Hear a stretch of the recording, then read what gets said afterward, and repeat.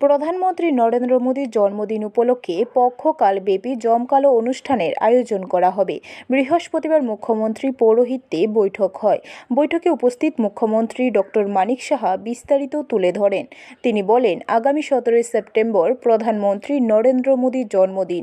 প্রধানমন্ত্রীর জন্মদিনকে সামনে রেখে 17 সেপ্টেম্বর থেকে গান্ধী জয়ন্তী তথা 2রা অক্টোবর পর্যন্ত কর্মসূচি হাতে নেওয়া হয়েছে।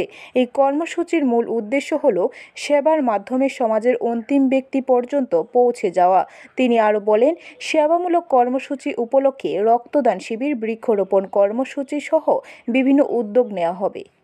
মুখ্যমন্ত্রী হিসাবে এবং সেখানে উনি কি করেছেন এবং উনার যে জীবনে কি মানুষের জন্য করেছেন, উনার বাল্যকাল থেকে শুরু করে উনার যৌবনকাল থেকে শুরু করে মানে বিভিন্ন যে ফেজগুলো আছে ওনার জীবনে, সব ফেজ নিয়ে আজকে আলোচনা আমরা বেশি জোর দেব।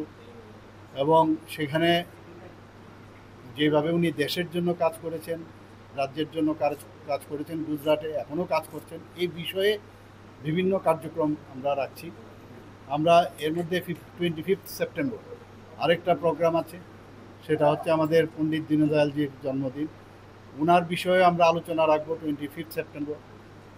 পাশাপাশি 2 অক্টোবর যেটা আমাদের মানে এই পাকওয়ারার যে লাস্ট দিন, সেটা হচ্ছে আমাদের যে ফাদার অফ ইন্ডিয়া।